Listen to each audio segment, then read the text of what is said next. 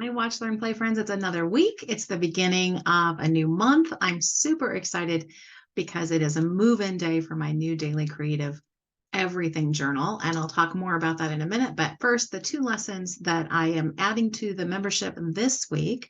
I'm going to switch over to camera down this time. I know I haven't done that in a while, but I wanted to show you what we're doing. This week, we've got another set of the mixed media prompt cards.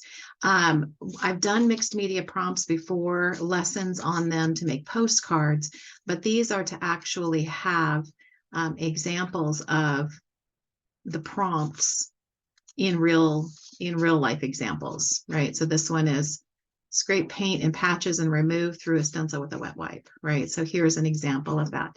But you could also take these as little mini abstract paintings and go through the prompts. At the end of the prompts list, I actually have 9 questions that will make your questions that you can answer about your art to adjust it or shift it.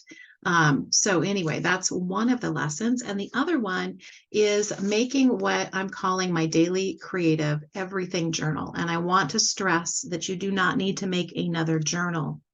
I'm giving you permission to not make this. Do not make this if you already have lots of empty journals. But I have been living in, this is my, what I'm now learning, I'm calling my daily creative everything journal, because I've given up keeping notes on little pads of paper, little scraps of paper, different journals for different things. And I have put absolutely everything, all of my list making, my morning pages, my just everything, my planning, my testing my pens, right? All of the things go into this one journal. I even have calendars, right? Calendars in here. So this contains my everything. It's not necessarily, I even use it as a palette. Right? I use it as a palette for my day. So it's basically lives like a blotter on my desk, and everything gets jotted into it. And I have a system where I can go back and find things. So this is the one I just moved out of. I can go back and find things because there's actually a index system where I can go back and retrieve information that I need to. So that said, this behemoth of a pad, this is 11 by 14, is a bit much to carry around like into a coffee shop. And so what I have done is I've taken this pad and bound it into a journal. Now, I'm going to present this as a mini course and a challenge for living in your journal coming up in the month of April.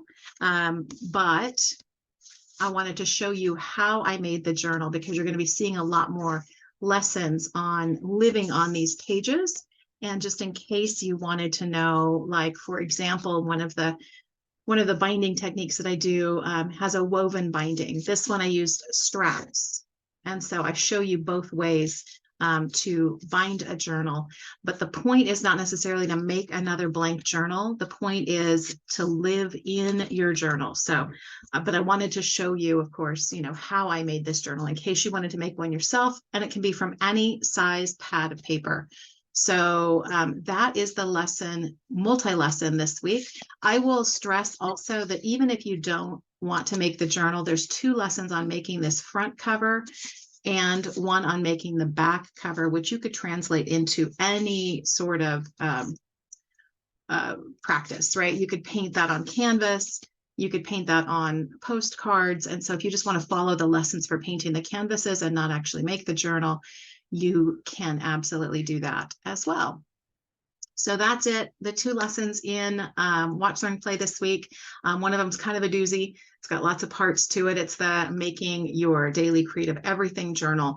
It is not taking the place of my daily creative practice journal. Daily creative practice journal is this size, right? Nice and small. And I still do all of my under the influence work in there and other things in there. But this everything journal is just a place for me to simplify my life and put everything in one place.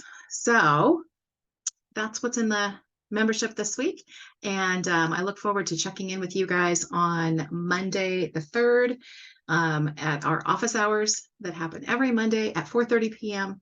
Pacific time. So hope to see you there. Otherwise, we'll see you next week.